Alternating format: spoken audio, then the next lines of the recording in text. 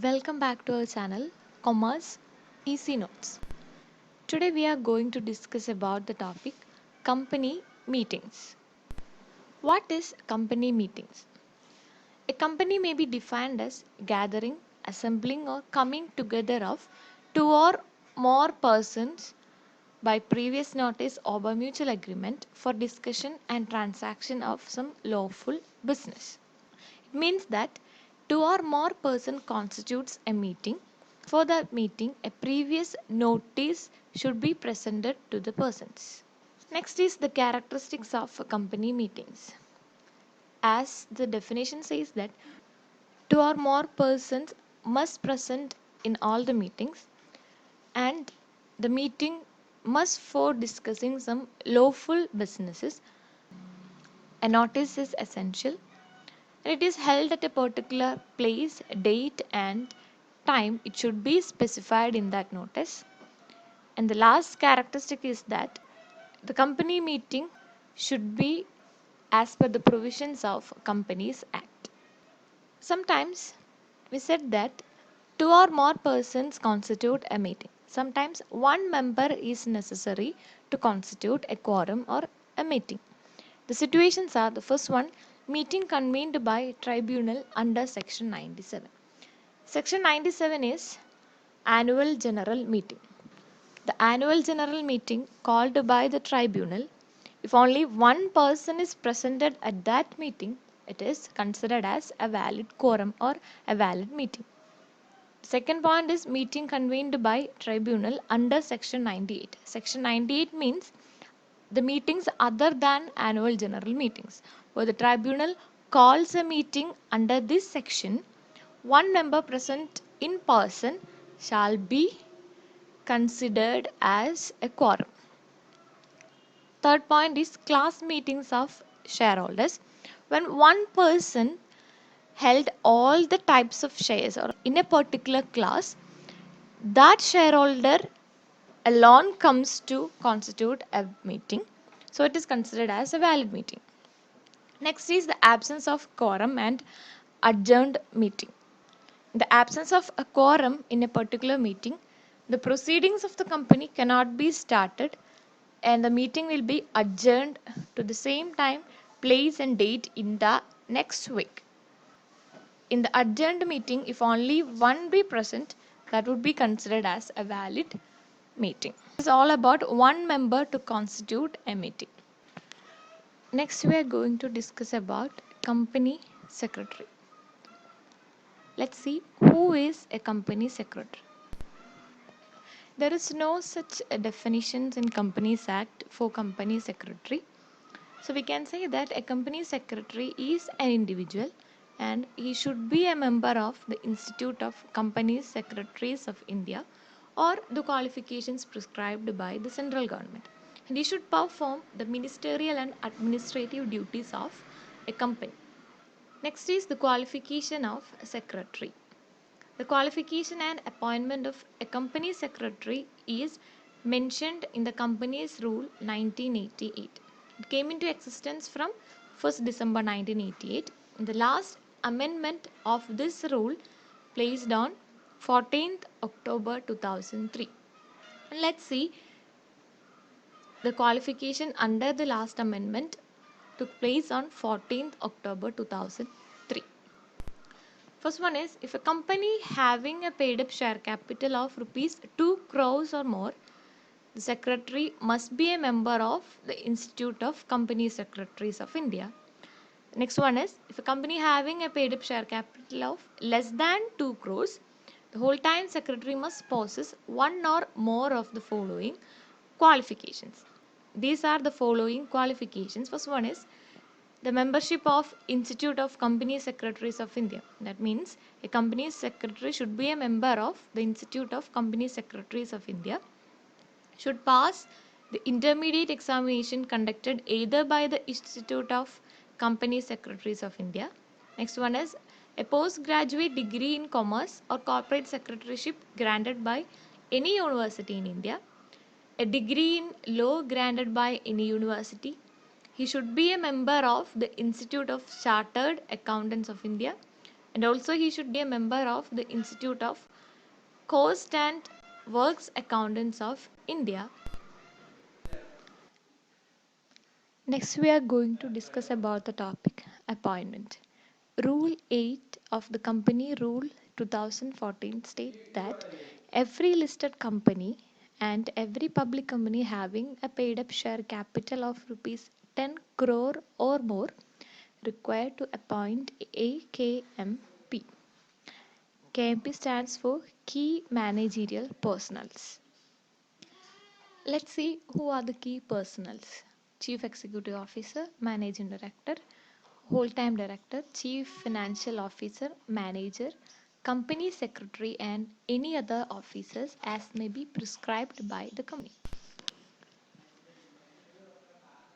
Next we discuss about the legal position of the company secretaries. First one is a servant of the company, second one is agent of the company, third one is officer of the company. A servant of a company means that the secretary act in accordance with the director. That's why the company secretary is known as the servant of the company. Next one is agent. The company secretary have the power to enter into any contract on behalf of the company. That's why the company secretary is known as the agent of the company. The last one is officer. All the administrative and ministerial works took place only under the guidance of the company secretary. So, a company secretary is an officer of the company. Next, we see the duties of the company secretary.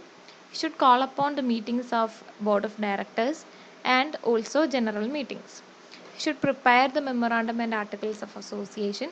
He should fulfill the requirements of stock exchanges, and also he should keep the statutory registers, statistical books, statutory returns and reports and accounts. And also he should look after the registration of shares. He should communicate the informations to and from the shareholders, and he should issue the share capital and restructure. He should look after the acquisitions, disposals and mergers of the companies. And also he is responsible for the corporate governance and the common seal of the company. These are the duties of the company secretary. Let's see the rights of a company secretary. First one is supervision and control. Since the company secretary is the head of the secretarial department, he has the right to supervise and control all the activities of that department. Second one is signing the documents. Being the principal officer of the company secretary is entitled to sign all the documents, especially on which the company seal is affixed. Third one is issue of testimonial. The company secretary can issue testimonials or any other certificate in favor of any employee of the company. The company secretary can issue testimonials to employees on behalf of the companies. Fourth one is preferential creditor. At the time of the dissolution of the company secretary can claim all his dues as like as a preferential creditor. Next is claiming damage. The company secretary is entitled to receive notice of reasonable dismissal. As per the contract, the company secretary has the right to claim the salary and other allowances. Next is exercising power. The company secretary is entrusted with some powers by the board of directors. So he can freely exercise those powers in the company management. The last one is attending a meeting. The company secretary has every right to receive notice of meetings and to attend all general or board meetings. These are the rights of company secretary. Next, we discuss about the liabilities of a company secretary. It is divided into two: statutory liabilities and contractual liabilities. These are the statutory liabilities of the company secretary. He should register all files and documents of the company. He should arrange statutory meeting and prepare statutory report and should want to submit it to the registrar of joint stock company in correct time. Next, he should arrange annual general meeting by sending notice of the meeting to the participants. Next is writing minutes of various meetings and maintaining the report books. Next is supplying relevant copy of the reports to the shareholders.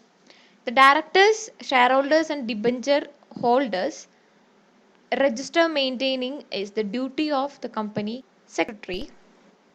Next point is submitting the financial statements of the company to the registrar of the joint stock company and issuing share certificates, dividend warrant and bonus share certificates to the shareholders. Deducting income tax from the employee salary and pay dividend to the shareholders. Appointing company auditor and arranging audit of books of account of the company. Next is never enter into any contract or distribute any share and debenture until board of directors authorizes it. Also never take any loan in the name of the company. The last one is submitting income tax returns and ensures use of required company seal and stamp. These are the statutory liabilities of the company's secretary. Next, we see the contractual liabilities of the company secretary. Obey all terms and conditions of service contract, follow the instructions and act as per authorization of the board of directors, maintains secrecy of the company affairs, perform duty with due care and skills. The last one is never act beyond his authority and not to make any secret profit through any illegal activities from the company. So this is all about the company meetings and company secretary. Thank you for watching.